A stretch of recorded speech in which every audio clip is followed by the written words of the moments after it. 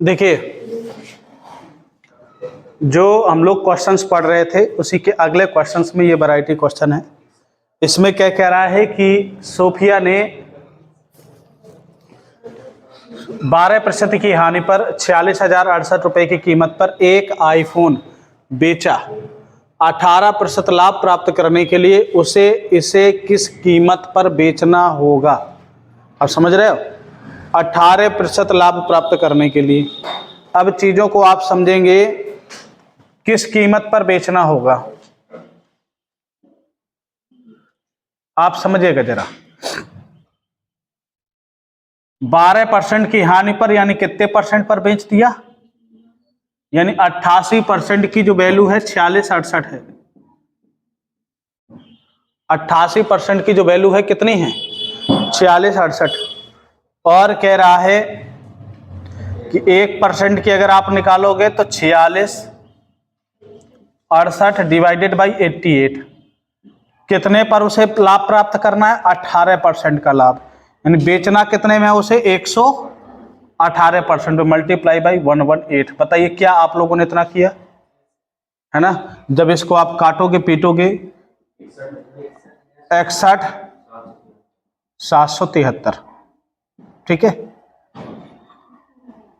Answer आ जाएगा 61,773। ये आया आप लोगों का? ठीक है, नोट करिए, आगे चलो।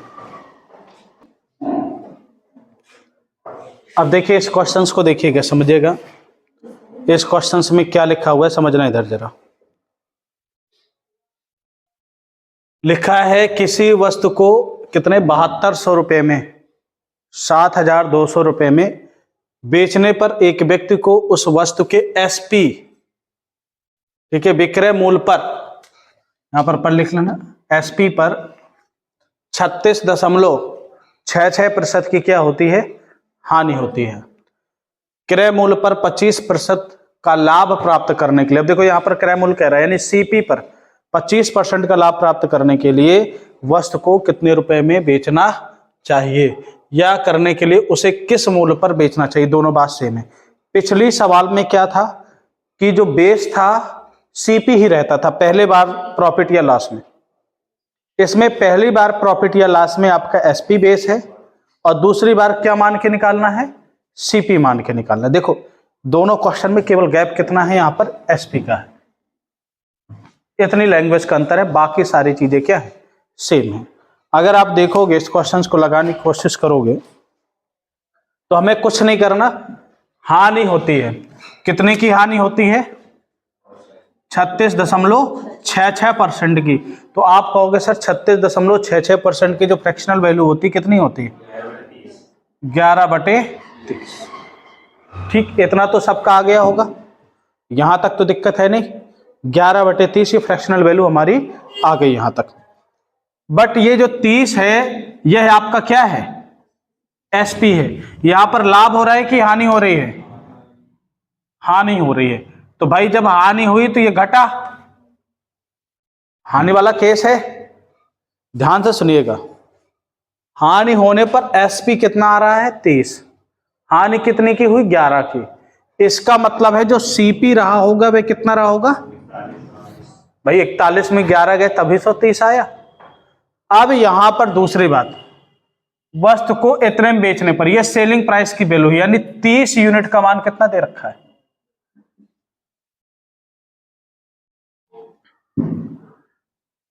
आ, 24×3 = 72, 240 बार गया। 1 यूनिट का मान कितना आ गया? 240। तो आप कहोगे सर 41 यूनिट का मान, आप कहोगे सर 240 गुणे 41। जो ये 240 गुणे 41 है ये क्या निकला उसका? सीपी। क्या निकला? सीपी। इतना भैया क्रय मूल्य है। लाभ कितने का कमाना है? 25% का। तो कह रहा है अगर 25% का लाभ कमाना है क्रय मूल्य पर, तो भाई 25% की फ्रैक्शनल वैल्यू कितनी होती है? 4। 25% का लाभ कमाना है तो बेचना कितने में है? 125% में। कितने में बेचना है? 100। कुल मिला के इसके कहने का मतलब तो यही हुआ ना, 125%। तो आप कहोगे सर 125% न लिख करके इसको 5/4 लिख दो। 4 छंग 24, 60। तो 6 गुणे 5 करने 5, 5 को 20, 0 6 5 30, 6 2 12, 12,300 आपका क्या आ गया, सेलिंग प्राइस आ गया। उसे 25% का लाभ प्राप्त करने के लिए कॉस्ट प्राइस पे कितने रुपए में बेचना पड़ेगा, उसे 12,300 रुपए में सेल करना पड़ेगा। बात समझ में आ गई, क्लियर हो गई बात, इधर आपको समझ में आ गई, पीछे क्लियर है। अब देखिए आगे चलते हैं, इसको नोट करिए फिर आगे चलते हैं।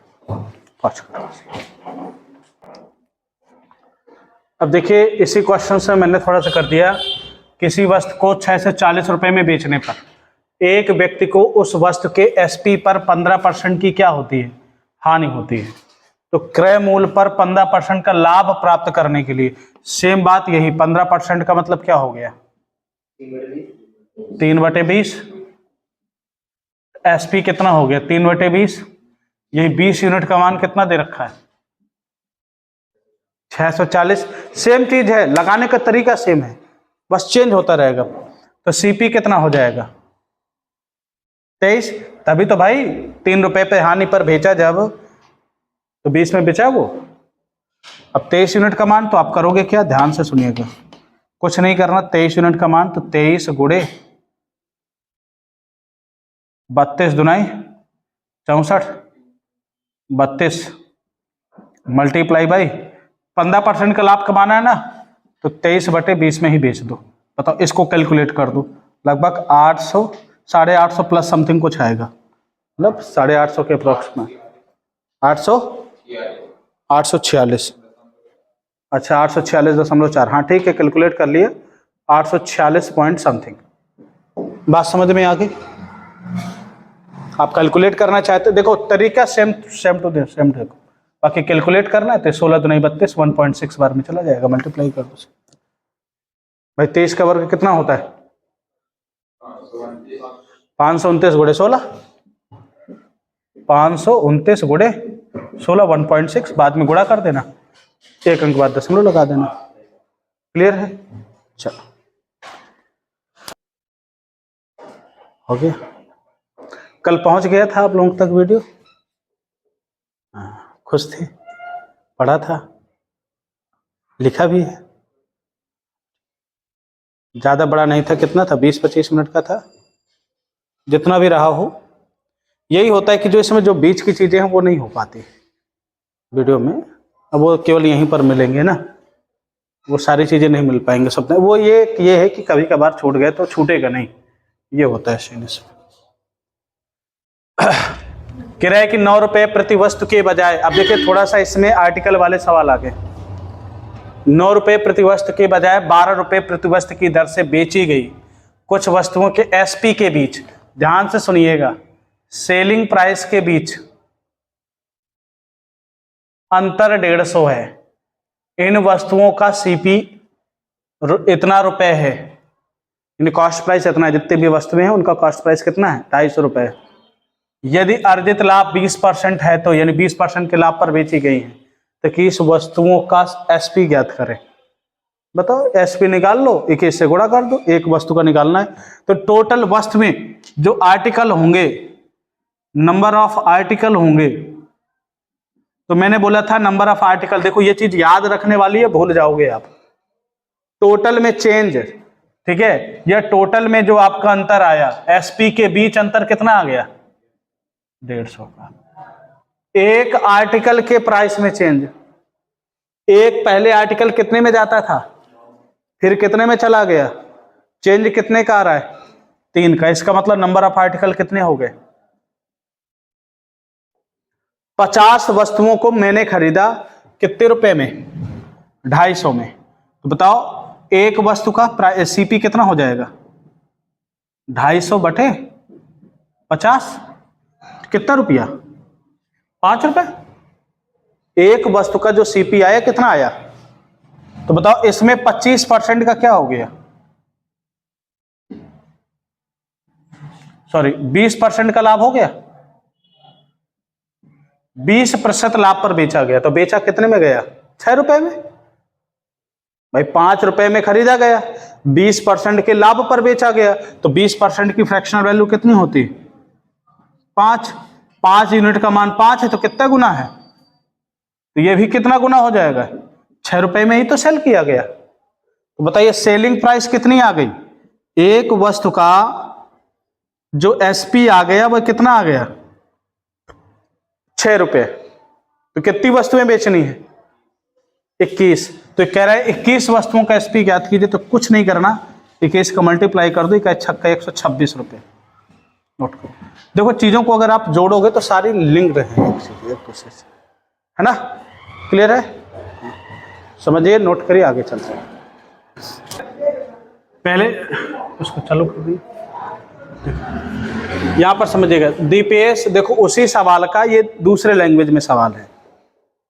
इसमें अब लाभ हानि नहीं पूछ रहा है, केवल इतना पूछ रहा है कि बताइए उसने कितनी पेंसिल क्या की थी, या उसके पास कितनी पेंसिल है। नंबर ऑफ आर्टिकल पूछ रहा है, ये मान के चलो। तो आप देखोगे इसमें 120 रुपए का लाभ कमाता है यदि वह पेंसिल की कीमत 2.5 रुपए प्रति पेंसिल के हिसाब से बेचता है। यानी ध्यान से सुनना, जब 2.5 रुपए की एक पेंसिल बेचता है तो उसे कितने रुपए का लाभ होता है। इस क्वेश्चन को अगर ऐसे लिखा जाए कि 2.5 रुपए की, जब एक पेंसिल को वह 2.5 रुपए में बेचता है तो दीपेश को 120 रुपए का लाभ होता है। और जब उसे वह 1.85 रुपए एक पेंसिल में बेचता है तो उसे 65 रुपए का क्या होता है, नुकसान होता है। ये सॉरी 62 रुपए का। अब इसने पर लेकिन क्वेश्चन को उस हिसाब से लिख दिया है। क्या लिख दिया कि इतने रुपए का लाभ कमाता है यदि वह पेंसिल की कीमत इतने रुपए प्रति पेंसिल के हिसाब से बेचता है। यानी एक पेंसिल की कीमत कितनी थी, एक पेंसिल की जो कीमत है पहले कितनी थी, 2.5 रुपए, फिर कितनी थी, फिर कितनी हो गई 1.85। एक पेंसिल का एसपी तो मैंने लिख है दिया, बाकी लिखने की कोई खास जरूरत नहीं है। यानी इतने रुपए कमाता है, यानी सीपी से 120 रुपए क्या है, अधिक है, वही तो लाभ होता है। मुझे एक बात बताइए, नंबर ऑफ आर्टिकल के लिए